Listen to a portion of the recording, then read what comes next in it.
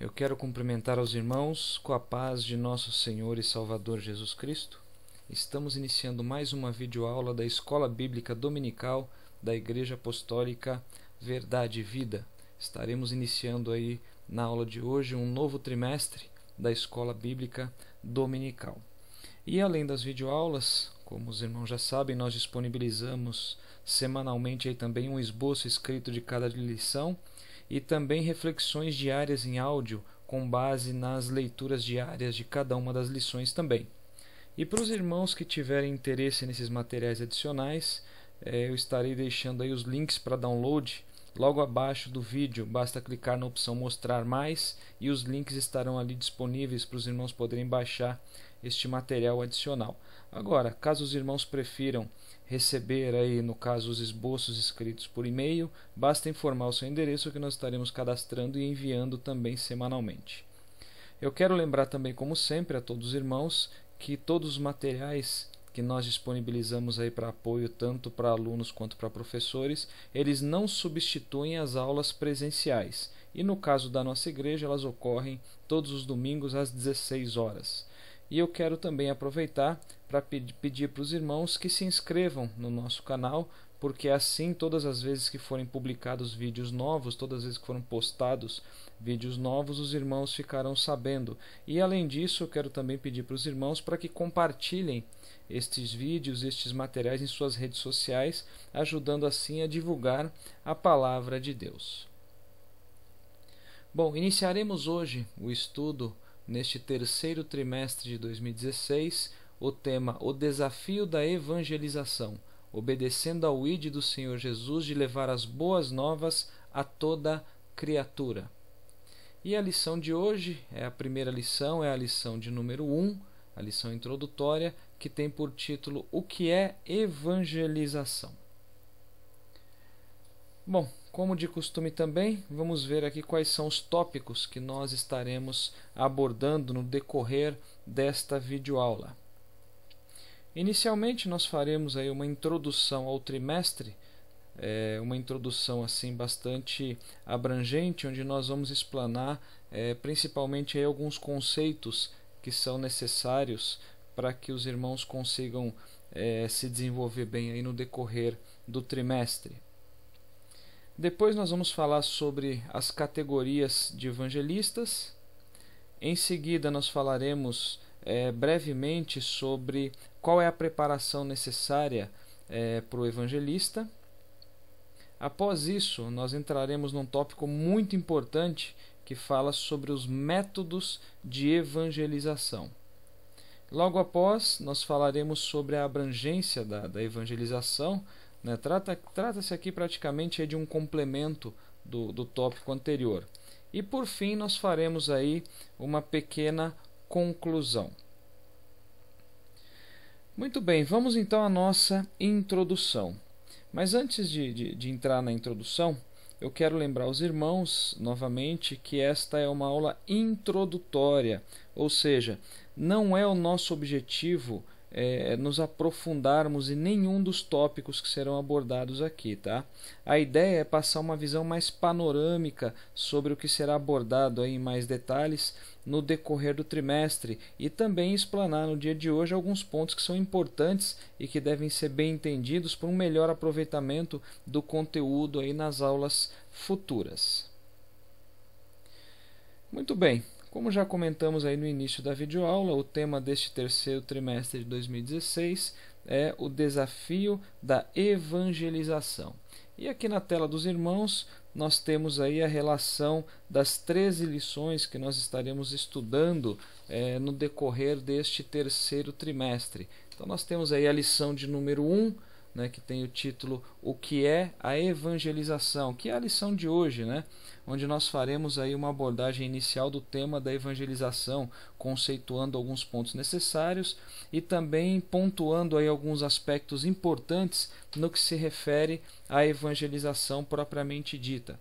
Depois nós temos a lição de número 2, que o título é Deus, o primeiro evangelista. Aqui nós vamos ver que Deus foi o primeiro evangelista apresentado na Bíblia. Nós vamos ver também como Deus evangelizou Abraão e sobre a palavra de Deus num contexto evangelístico no que se refere à nação de Israel.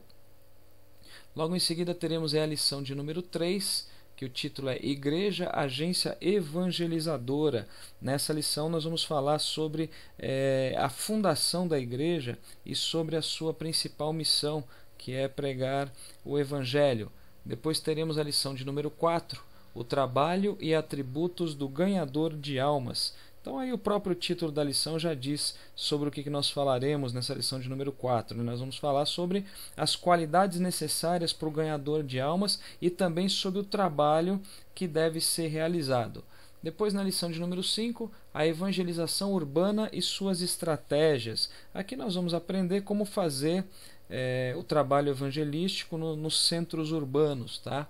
Depois, na lição de número 6, a evangelização dos grupos desafiadores. Essa lição vai ser uma lição bastante bacana, onde nós vamos abordar aí sobre a evangelização, por exemplo, de prostitutas, de homossexuais, de dependentes químicos, enfim, uma série de grupos aí que o comentarista chamou de grupos desafiadores. Tá? Depois, na lição de número 7, o evangelho no mundo acadêmico e político. Então aqui nós vamos abordar sobre a evangelização em escolas e também sobre a evangelização na esfera política. Depois, na lição de número 8, a evangelização dos grupos religiosos. Aqui também uma lição bastante interessante, onde o objetivo é tratar sobre a evangelização de diversas denominações religiosas, não só denominações religiosas, mas também sobre a evangelização de ateus. Inclusive, se enganam aí os irmãos que acreditam que o ateu ele não conhece de Bíblia. Tá? Tem muito ateu que conhece bastante da Bíblia Sagrada. Então nós vamos ver alguns aspectos muito importantes sobre como evangelizar este tipo de pessoa. Depois nós teremos, melhor dizendo, a lição de número 9, a evangelização das crianças. Então o próprio título aí já diz o objetivo. Nós vamos ver os motivos, e não só os motivos, mas também os métodos para se evangelizar as crianças. Depois, na lição de número 10, o poder da evangelização na família. Irmãos, essa lição ela aborda um tema que, por incrível que pareça, é deixado de lado por muitos cristãos, que é a evangelização da sua própria família, da sua própria parentela. Depois, na lição de número 11, a evangelização das pessoas com deficiência. Então aqui nós vamos falar sobre evangelização assim de pessoas com necessidades especiais de uma forma geral. Depois, na lição de número 12, a evangelização real na era digital. Essa lição, irmãos, ela vai ser muito importante também, onde nós falaremos sobre os perigos dessa era digital. Tem muita família se desfazendo, muito jovem se perdendo por causa de tecnologias, tá? Mas nós também vamos falar sobre como utilizar esses mecanismos digitais na obra evangelizadora. Ou seja, o mesmo mecanismo que Satanás pode, no que diz respeito a essa era digital, que Satanás pode usar para querer destruir, para querer se infiltrar nos lares, nas famílias, também podem ser usados para a obra do Senhor. Então nós vamos estudar sobre isso na lição de número 12. E por fim, a lição de número 13, a evangelização integral nesta última hora. Então nessa lição nós vamos encerrar aí o trimestre falando sobre o conceito da evangelização integral. O que é a evangelização integral? Por que ela tem esse nome? Qual que é a abrangência efetiva dela? Enfim, nós temos aí as 13 lições que, querendo Deus, estaremos abordando aí no decorrer do trimestre. E essas 13 lições elas podem ser divididas aí em 4 blocos diferentes. No primeiro bloco, que nós temos aí apenas a lição de número 1, que é a lição de hoje, que se trata apenas de uma introdução ao trimestre. Tá? Depois nós temos o segundo bloco, que ele é composto aí pelas lições 2, 3 e 4, onde nós falaremos sobre vários aspectos da evangelização, só que num âmbito geral, ou seja, aspectos relacionados à evangelização, mas que se aplicam a qualquer tipo de grupo, a qualquer tipo de situação e circunstância, enfim. Depois nós teremos aí o terceiro bloco, que vai da lição 5 até a lição de número 12, é o maior desses blocos, né, dos 4 blocos, onde nós falaremos sobre aspectos específicos da evangelização. Então, diferente do segundo bloco, que são aspectos gerais, nesse terceiro bloco nós teremos aspectos específicos, tá? Conforme cada um dos grupos a serem evangelizados. E no quarto e último bloco, temos aí somente a lição 13, que compreende o entendimento sobre o que significa a evangelização integral e sobre a necessidade urgente de se fazê-la. Enfim, essas são as lições que nós estaremos estudando aí durante este terceiro trimestre de 2016. Creio que vai ser um trimestre assim, bastante abençoado e, na minha concepção, eu creio que este tema ele está vindo num momento muito bom, que é para despertar, né, os cristãos acerca da importância de se pregar o Evangelho e quebrar alguns mitos também, né, de que algumas pessoas pensam que mas para evangelizar é só pastor, ou é só evangelista, ou é só um departamento específico da igreja, ou é só obreiro. A gente vai ver no decorrer do trimestre que isso não é verdade, isso é uma interpretação deturpada. Então nós vamos estar estudando sobre isso, e eu acredito que esse trimestre vai ser bastante proveitoso, né, para poder motivar todos os irmãos que participam da Escola Bíblica Dominical a fazerem excelentes trabalhos evangelísticos, sempre guiados e orientados pelo Espírito Santo do Senhor. Muito bem, irmãos. Vamos então iniciar de forma propriamente dita a lição de hoje, analisando o que nos diz a Bíblia Sagrada lá no Evangelho de Jesus escrito por Mateus, no capítulo 28, nos últimos versículos, versículo 19 e 20. Tá? Então diz assim a palavra do Senhor, está na tela dos irmãos.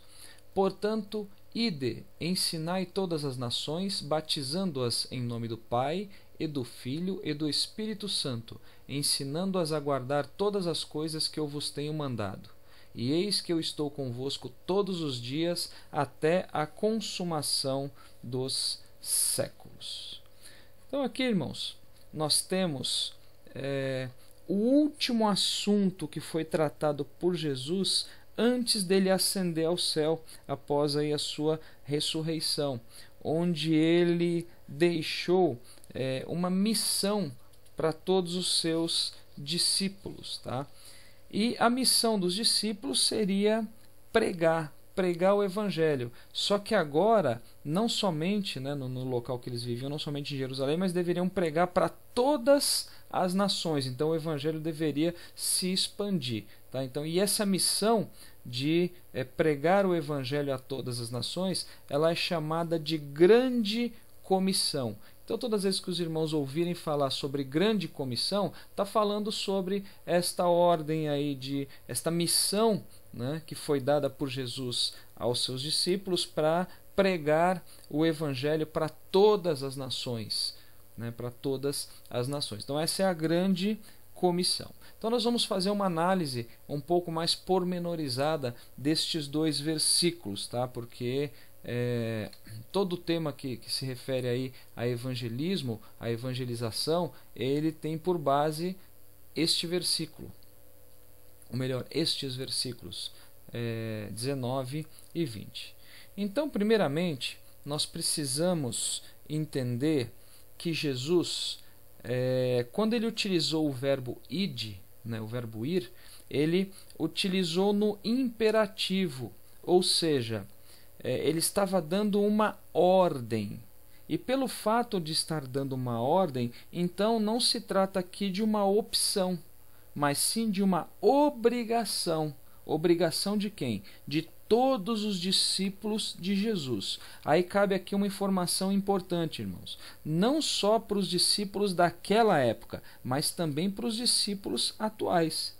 E nós, como discípulos, devemos dar continuidade ao trabalho evangelístico de Cristo e também da igreja primitiva. Tá? Então, primeiro ponto para nosso entendimento é que foi uma ordem dada, não foi um pedido de Jesus. Foi uma ordem que ele deu para que todo discípulo, e nós, como salvos em Cristo, como membros do corpo de Cristo, nós somos discípulos de Jesus. Então nós temos que cumprir esta ordem que ele deu.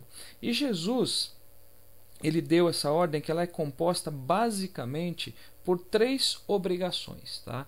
A primeira delas, Jesus diz: ide, ensinai todas as nações.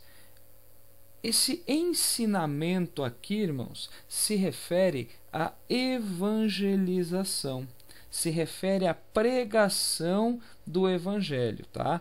Eu não vou me aprofundar muito neste ponto, nesse slide, no início dessa videoaula, uma vez que é justamente esse o tema da lição de hoje, não só da lição de hoje, mas de todo o trimestre. Então, nos próximos slides nós vamos estar detalhando um pouco melhor sobre este tema, tá? Sobre este tópico. Mas o importante nesse slide é entender que a ordem de Jesus ela é composta aí de 3 obrigações. A primeira é ensinar todas as nações. A segunda ordem, batizando-as em nome do Pai e do Filho e do Espírito Santo. Então aqui nós estamos falando de batismo, de batizar, tá? O batismo, irmãos, ele é importante porque ele une o crente a Jesus Cristo em sua morte para o pecado e ressurreição para uma nova vida.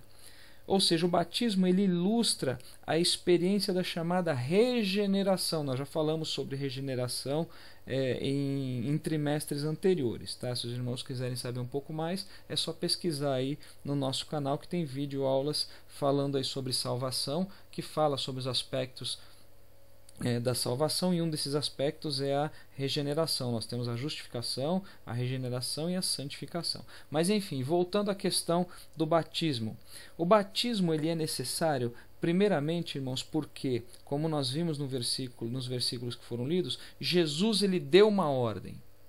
É necessário porque Jesus ordenou, mas não somente por isso, mas porque o próprio Jesus ele nos deu exemplo. Os irmãos bem sabem que o Senhor Jesus ele foi batizado por João Batista. Então ele também ele não somente ordenou, mas ele também deu este exemplo, ele também deixou este exemplo.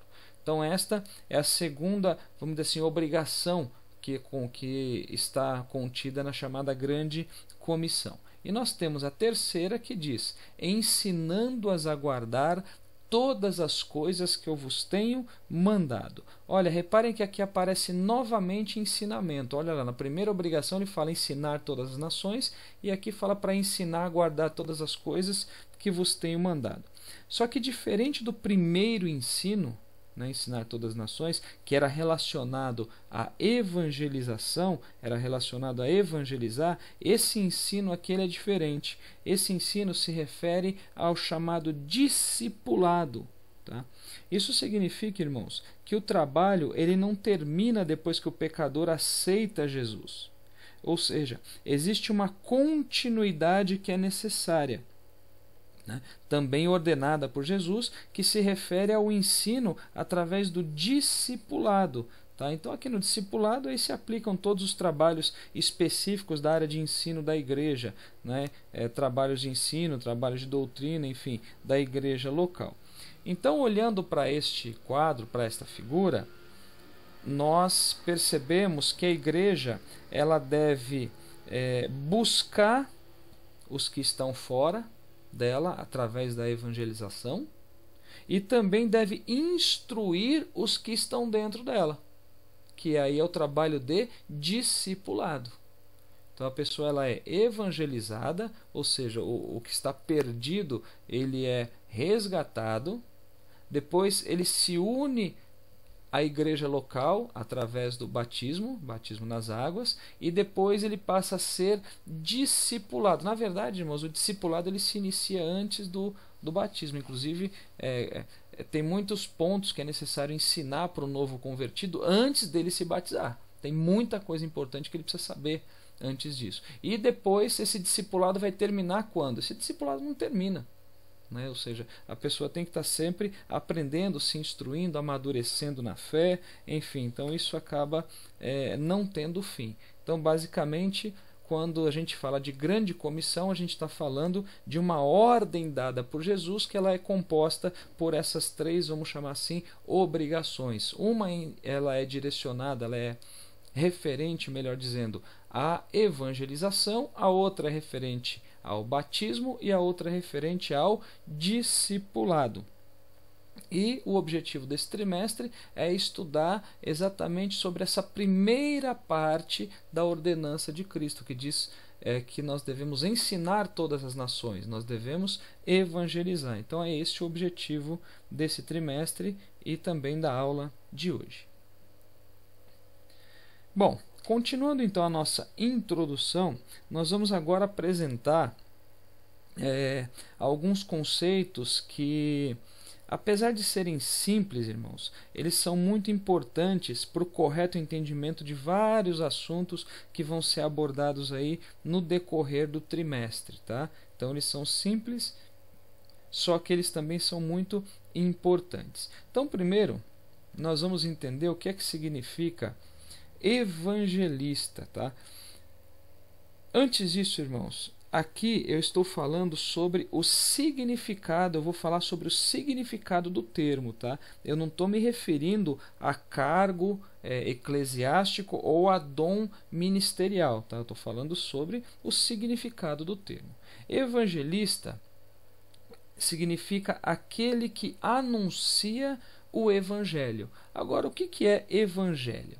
Evangelho significa boas novas, significa boas notícias, tá? Então nós podemos concluir que evangelista, ele é o mensageiro das boas novas.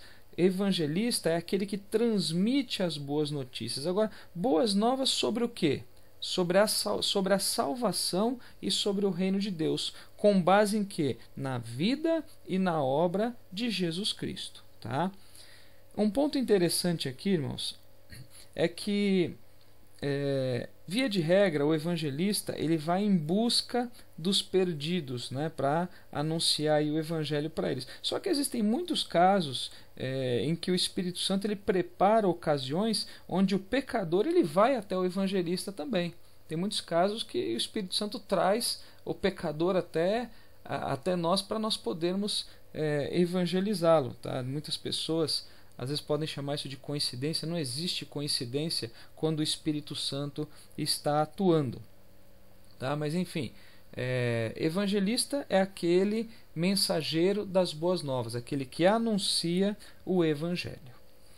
Bom, vamos ver agora um outro conceito, né, onde nós veremos aí a diferença entre evangelismo e evangelização. Então, primeiro, nós temos o evangelismo. Muitas pessoas falam, né, evangelismo, evangelização, enfim, usam os termos como se fosse a mesma coisa. A gente vai ver que tem algumas diferenças, mas assim, para uso no dia a dia, não muda muita coisa não, tá? Então, assim, pode falar tanto um quanto o outro. Então, aqui a gente vai estar passando, até porque é uma sequência aí que o próprio comentarista está seguindo, e eu entendo que é importante a gente saber sobre isso. Então, vamos lá, evangelismo. Evangelismo, irmão, se refere à parte doutrinária, tá? De todo o trabalho, de todo o processo. Lembrando que doutrina significa o quê? Nós já falamos sobre isso em várias videoaulas. Doutrina significa ensinamento, tá? Então, o evangelismo ele é diretamente relacionado à doutrina. E ele se trata de todo, vamos chamar assim, alicerce que fundamenta os trabalhos evangelísticos. Então, o trabalho evangelístico ele é fundamentado em cima de uma doutrina. Essa doutrina ela é chamada de evangelismo. E o evangelismo também ele se refere ao preparo do evangelista, fornecendo inclusive metodologias para evangelismo, para se evangelizar, enfim.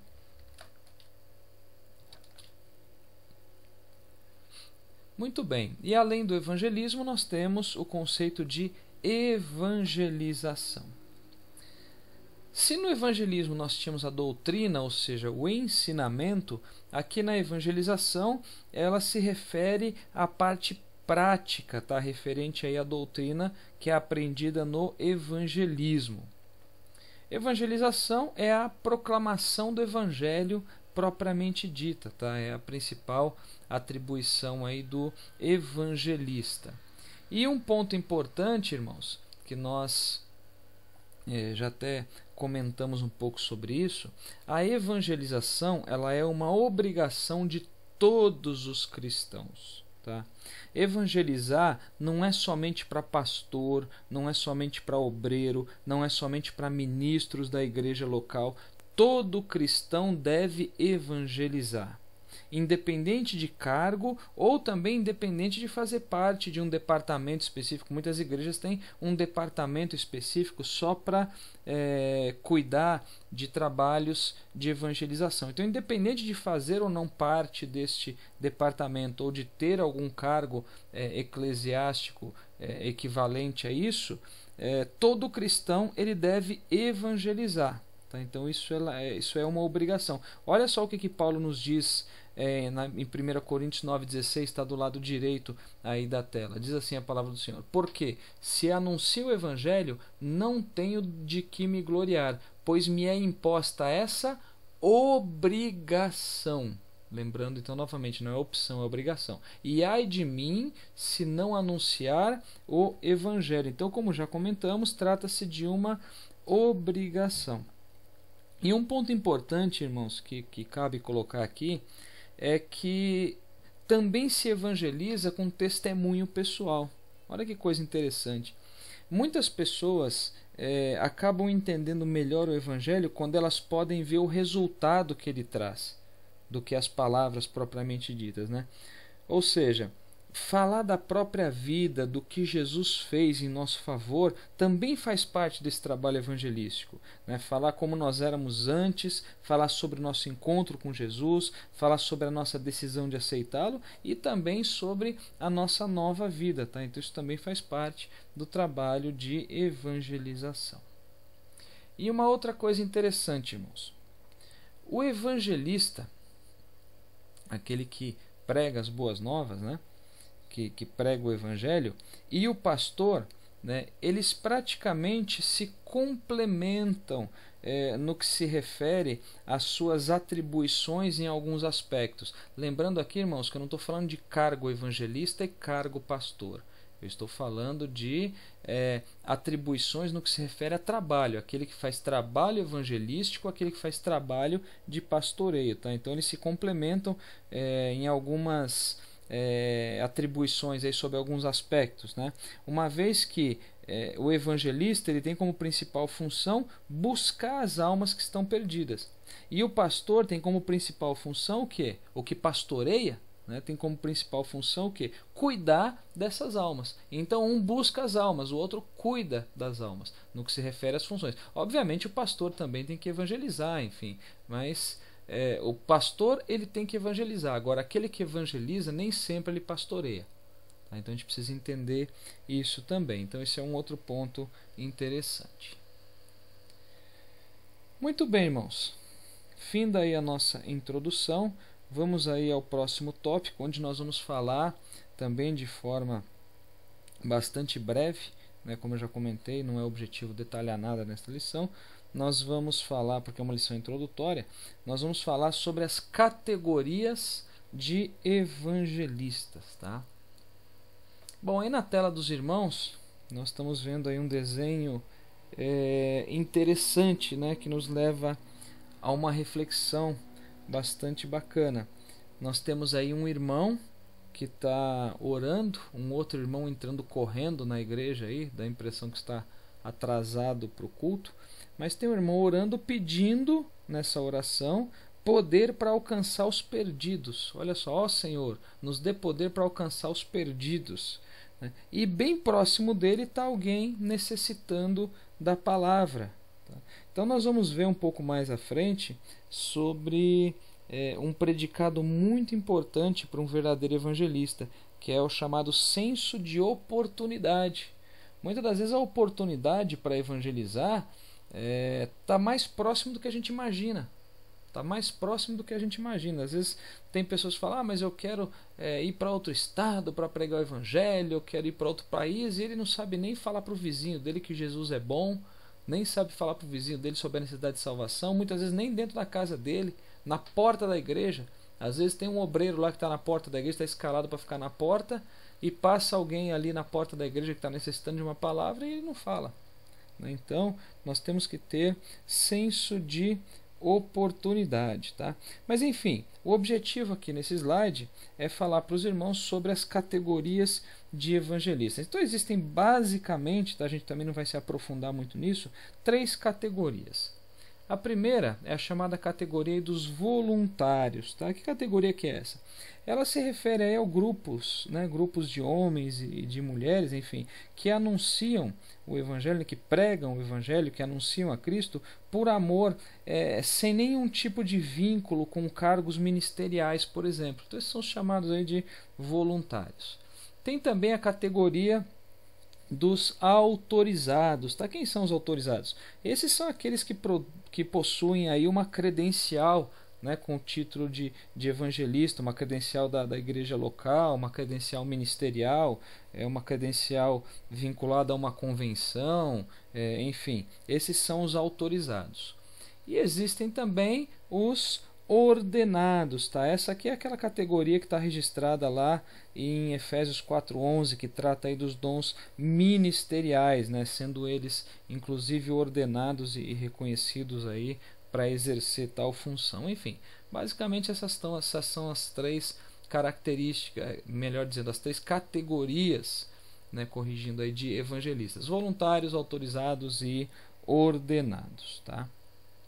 Agora, tem um lembrete muito importante aqui, irmãos. Eu vou ser repetitivo em algumas coisas porque isso tem que estar muito claro para cada um de nós, tá?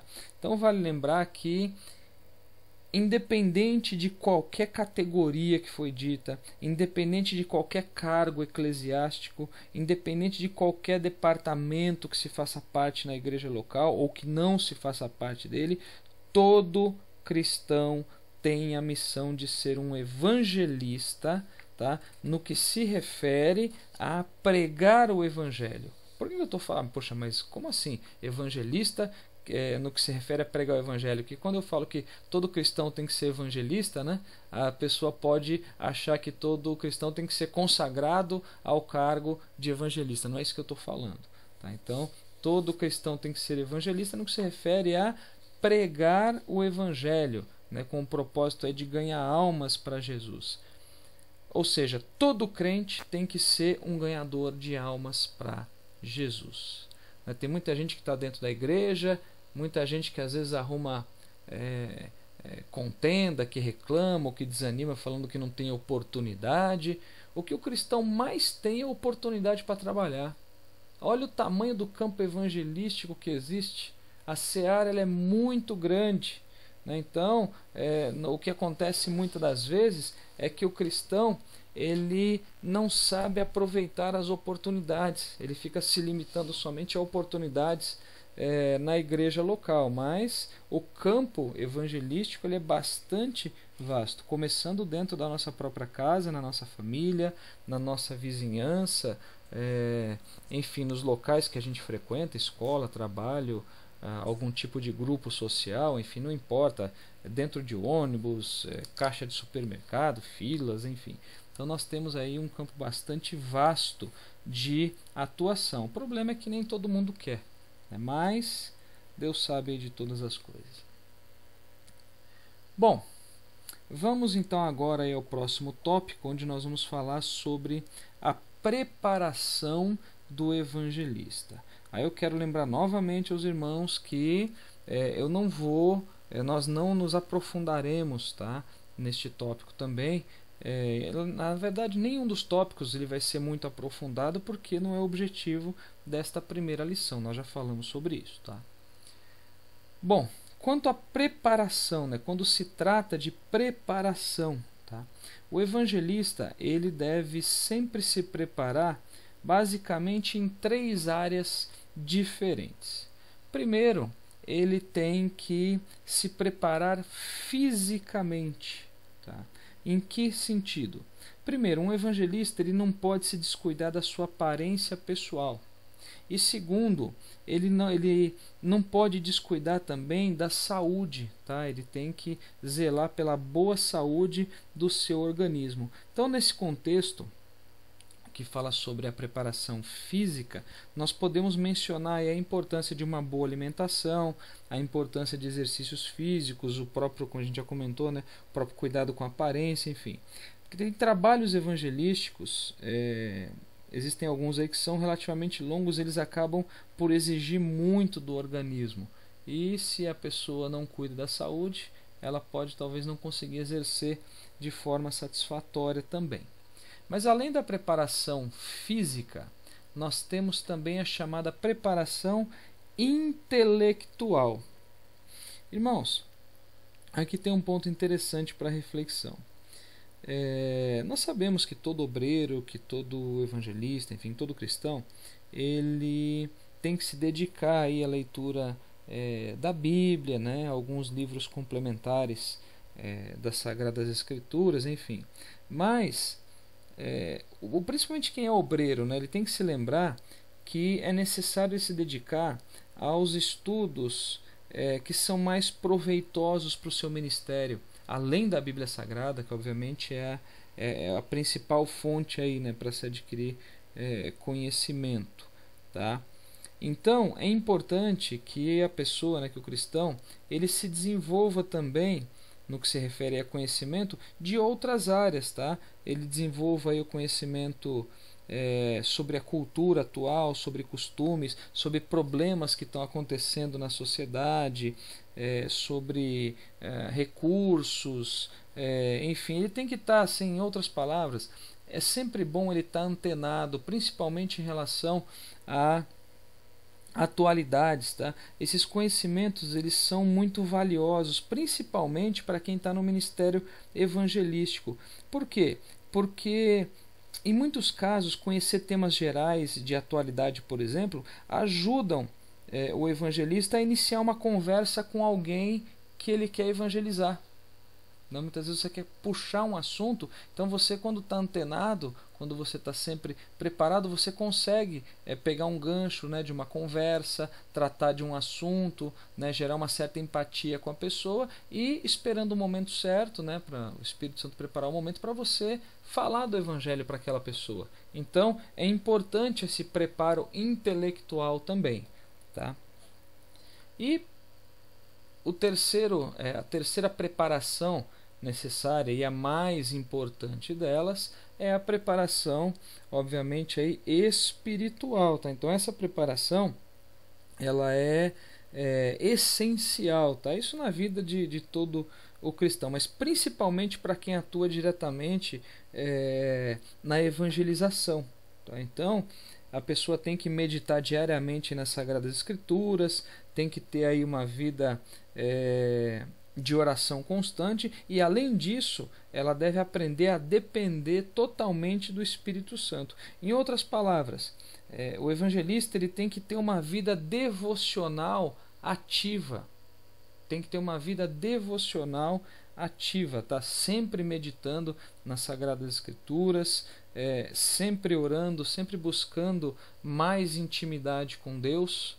Tá? Então isso é muito importante. Não é só meditar nas Sagradas Escrituras, mas também não é só orar. Enfim, é um conjunto de coisas que dizem respeito à vida devocional. Bom, vamos agora aí ao próximo tópico, onde nós vamos falar sobre os métodos de evangelização. Tá? Bom, existem aí basicamente dois métodos de evangelização. Existe o chamado método pessoal e existe o chamado método coletivo, ou alguns chamam também de evangelização em massa. Tá? O comentarista ele usou o termo coletivo, mas é certo falar em massa também. Tem alguns que falam sobre evangelismo em massa. Então vamos lá. Método pessoal. Nesse método, fala-se de Cristo aos pecadores de forma individual, ou seja, individualmente, tá? E esse método ele é considerado aí pela maioria dos evangelistas como um método mais eficaz de se ganhar almas, devido justamente ao contato pessoal. Já no método coletivo, a principal característica é que consegue se falar para muitas pessoas, tá? Esse método aí normalmente ele é usado em cruzadas evangelísticas, em culto ao ar livre, culto em praças, em ginásios, enfim. Nós vamos falar um pouco sobre as características de cada um desses métodos nos próximos slides, tá? Então a gente vai detalhar um pouquinho mais cada um deles, sem se aprofundar muito, mas nós vamos detalhar um pouco mais. Então vamos lá, começando aí pelo método pessoal, tá? No método pessoal de evangelização, nós temos aí algumas vantagens, vamos dizer assim, tá? Primeira delas, esse método ele se adapta à condição espiritual de qualquer pessoa, uma vez que pelo fato de ter um contato direto com a pessoa, é possível saber mais sobre ela e, orientado aí pelo Espírito Santo, levar uma palavra que vai de encontro à necessidade dela. Isso é uma coisa interessante, né? Tem muitas pessoas que querem decorar métodos, querem usar sempre as mesmas palavras. Poxa, cada pessoa é uma pessoa diferente, né? Ela tem necessidades diferentes, ela tem anseios diferentes, ela pode estar passando por situações diferentes. E a Bíblia, ela tem orientação para tudo. A Bíblia tem resposta para tudo. Então, o preparo ele é necessário. E quando você tem quando você se utiliza do método pessoal, você ter o contato com a pessoa, isso é muito importante nesse contexto, porque esse método ele se adapta a qualquer tipo de condição que a pessoa possa estar passando, tá? Então você acaba ministrando uma palavra que vai de encontro à necessidade dessa pessoa. Uma outra vantagem no método de evangelização pessoal é que ele não depende do pecador ir até o evangelista. Isso normalmente ocorre no método coletivo, tá? Onde normalmente o pecador ele tem que comparecer a eventos específicos para que ele possa ouvir a palavra. Nesse caso não. Né? Nesse caso não é necessário, não existe essa dependência. Um evangelista ele pode estar andando, por exemplo, na rua, o Espírito Santo tocar no coração dele, ele ia até um grupo de pessoas, até uma pessoa individualmente, e falar com ela, e falar de Jesus Cristo, falar sobre a necessidade de arrependimento, de conversão, enfim. Por que, irmãos? Porque existem muitos casos de pecadores que eles só vão ser alcançados, eles só são alcançados pelo evangelismo pessoal, uma vez que essas pessoas, né, parte dessas pessoas, elas jamais assistiriam eventos evangelísticos. Então tem muitos pecadores que eles só podem ser alcançados através do evangelismo pessoal. Bom, diferente dos eventos evangelísticos aí, coletivos ou em massa, a evangelização pessoal ela não tem um custo, né? Ou quando tem custo ele é muito pequeno, né? Talvez um custo de deslocamento, uma alimentação aí, se você tem um horário muito estendido de trabalho evangelístico, enfim. Mas de qualquer forma o custo ele é bem menor se comparado com os trabalhos de evangelismo coletivo ou evangelismo em massa. Uma outra vantagem, essa daqui é uma grande vantagem inclusive. A evangelização pessoal, ela pode ser feita em qualquer momento e ela pode ser feita em qualquer lugar. Tá? Você pode evangelizar alguém de forma pessoal na fila de um banco, num ponto de ônibus, na rua, no seu bairro, no seu trabalho, dentro do metrô, enfim, qualquer lugar pode ser utilizado aí para se evangelizar. Tá? Diferente do método coletivo, que normalmente você tem um lugar específico que é selecionado, você tem um horário certo para aquilo acontecer, não existe essa limitação quando se trata de método pessoal. Tá? E aqui um outro ponto interessante também, irmãos, por mais que algumas pessoas não pensem desta forma. Em alguns casos, é mais fácil se pregar para muitas pessoas do que para uma só. Por exemplo, quando se prega num ginásio, né, imaginando um ginásio onde está tendo um evento e tem um pregador que está falando para muitas pessoas, dificilmente ele vai ser interrompido com perguntas, com argumentações para querer expô-lo de alguma forma, enfim. Agora, no caso da evangelização pessoal, isso pode acontecer. Pode acontecer de você estar evangelizando alguma pessoa, né, no método pessoal, e a pessoa começar a questionar um monte de coisas, a pessoa querer contra-argumentar aquilo que você está dizendo. Então o risco ele é maior nesse sentido. Então, em alguns momentos, pode ser mais difícil também evangelizar. E outra coisa, ainda falando sobre método de evangelização pessoal. Diferente do que muitas pessoas pensam, irmãos, a evangelização pessoal ela não se aplica somente aos que estão perdidos, aos que não se converteram ainda. Tá? Ela tem como alvo 3 tipos de pessoas e, consequentemente, com 3 propósitos ou 3 objetivos diferentes. Então, ela tem como alvo, né, tá até o desenho aí no lado esquerdo da tela dos irmãos, tem um alvo desenhado.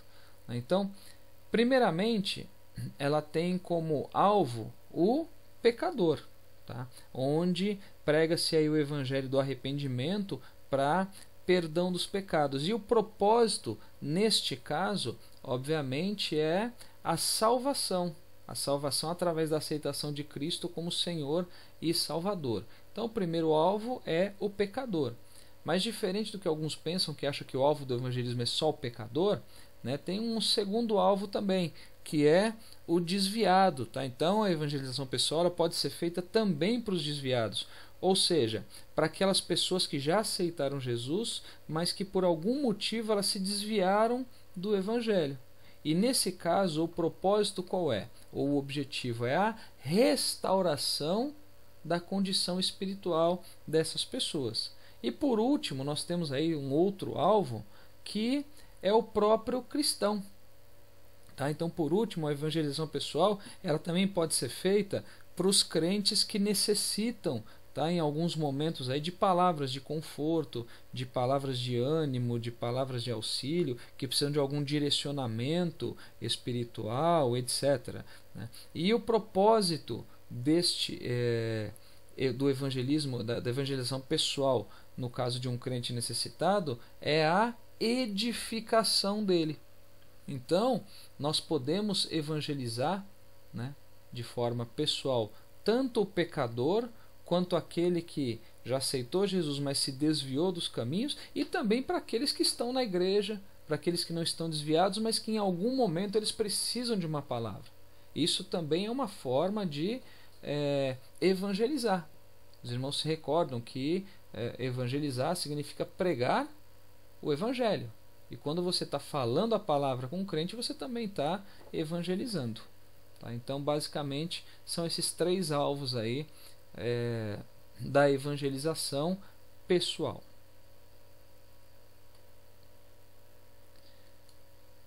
Bom, ainda sobre a evangelização pessoal, algumas qualidades, vamos dizer assim, elas são importantes para quem faz os trabalhos evangelísticos. Tá? A primeira qualidade ou a primeira característica é a convicção. Por que convicção, irmãos? O evangelista ele deve ter profunda convicção naquilo em que ele crê.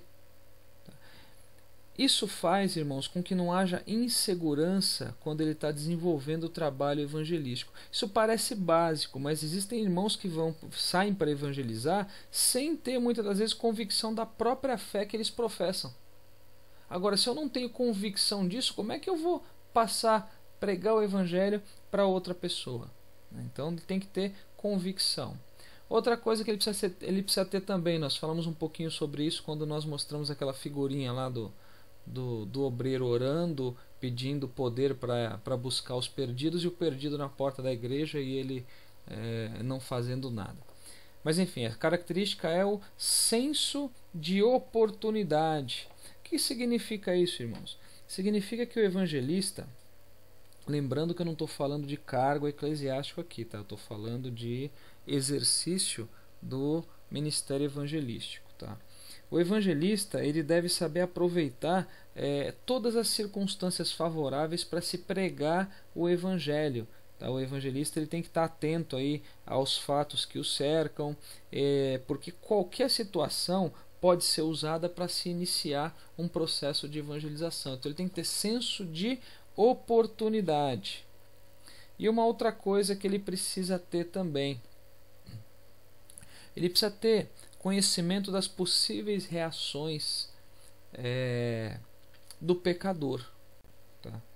Quem está sendo evangelizado, irmãos, pode ter diferentes reações em relação à palavra que está sendo ministrada. Só que, como nós já comentamos, para cada tipo de reação, a Bíblia ela tem respostas. Ela tem respostas convincentes. Então, o evangelista ele tem que adquirir experiência com vários tipos de reações e conhecer as respostas bíblicas, deixando, obviamente, que o Espírito Santo lhe use da maneira adequada, tá? Mas ele precisa saber como reagir com base nas Sagradas Escrituras para os mais diversos tipos de circunstância que ele possa vir a passar. E algo fundamental, irmãos, na evangelização. A Bíblia é sempre o manual da evangelização, ou seja, deve-se empregar sempre a palavra no trabalho de evangelização. É preciso conhecer a Bíblia e sempre empregá-la. Tá? Tem muitas pessoas que estudam métodos diferentes, usam livros de apoio, fazem cursos para evangelizar, usam vários recursos de apoio diferentes, enfim. Não significa que isso seja ruim, não é isso que eu estou falando. Só que a Bíblia ela nunca pode ser substituída, ela deve ser sempre o principal instrumento do evangelista. Tá? Então, basicamente, é isso. Vamos falar um pouco agora sobre o método de evangelização coletivo. Nós falamos sobre o método de evangelização pessoal, agora vamos falar sobre o método coletivo. Então nós temos aí também algumas características que a gente pode mencionar, tá? Primeiro, ele atinge várias pessoas aí simultaneamente. Essa é a principal característica, né, desse método coletivo, tá? Então esse aí você consegue atingir muitas pessoas, tá? Diferente do método pessoal, normalmente no método coletivo, o pecador deve comparecer ao local onde o evento, onde a cruzada evangelística, por exemplo, está acontecendo. A gente vai ver que tem algumas exceções a isso quando a gente fala sobre a utilização de alguns meios diferenciados para a evangelização coletiva. A gente vai falar um pouquinho mais à frente, mas nesse mesmo slide, tá? Outra coisa, no método coletivo, o trabalho, né, feito através desse método, ele costuma ser bem mais oneroso do que o método pessoal, tá? Normalmente ele demanda aí utilização de equipamentos, de mão de obra, de recurso tecnológico, enfim. Então ele costuma ser bem mais caro. E não somente isso, ele também exige um planejamento muito maior, tá? Não somente, irmãos, no que se refere ao desenvolvimento do evento em si, mas também no que se refere a contatos necessários para conseguir autorizações, dependendo do local que você vai fazer, enfim, horários, etc. Ele exige um planejamento muito maior. E um ponto fundamental, irmãos, fundamental no método de evangelização, no método coletivo, é a observância, tá? Tem que se observar o tempo todo para não se perder o foco. Que foco que é esse? Que é pregar o evangelho ao pecador para que ele aceite Jesus.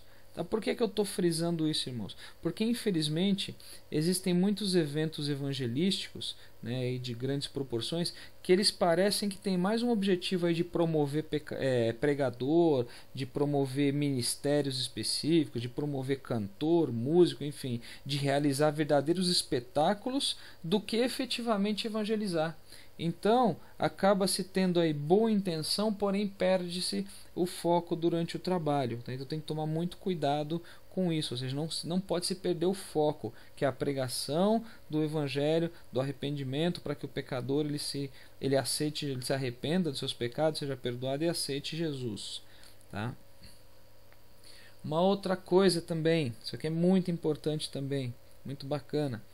No método coletivo, vários meios de comunicação eles podem ser usados porque eles facilitam os trabalhos. Desde aqueles meios de comunicação mais caros, né, como TV, rádio, enfim, até aqueles que são mais baratos ou em alguns casos até gratuitos, tá, como redes sociais, por exemplo.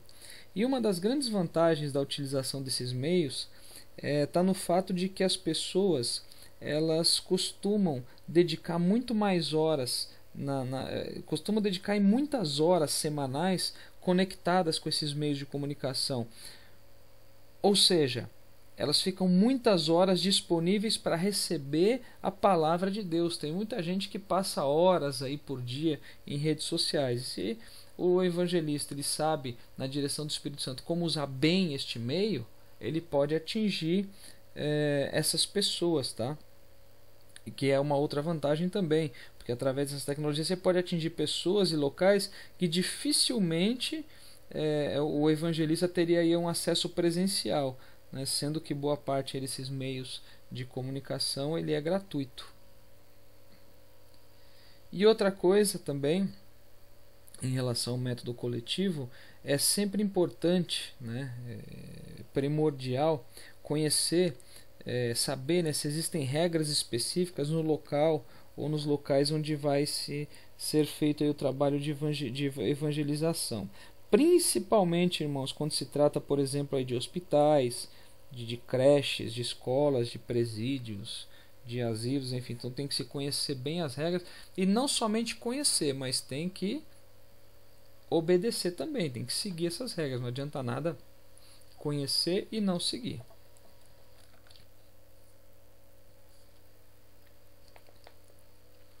E da mesma maneira que no método pessoal, no método coletivo, a Bíblia também deve ser o manual da evangelização, também deve ser a principal fonte. Então isso é algo que ambos os métodos eles têm em comum, ou seja, a Bíblia tem que ser o principal alicerce, o manual da evangelização.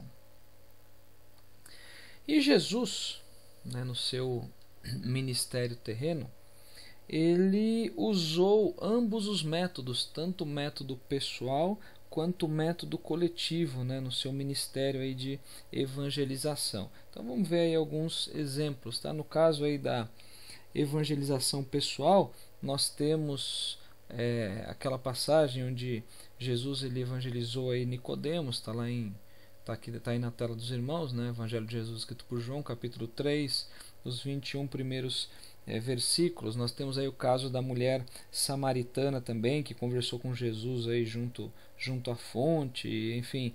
E temos também o caso do paralítico lá no tanque de Betesda. São alguns casos, né, onde Jesus ele empregou o método, não são os únicos, tá? O método pessoal de evangelização. E tem também alguns exemplos de método coletivo, tá? Então no caso da evangelização coletiva, nós temos, por exemplo, aí os casos de Jesus pregando em Samaria, tá lá em João 4,40, tá na tela dos irmãos.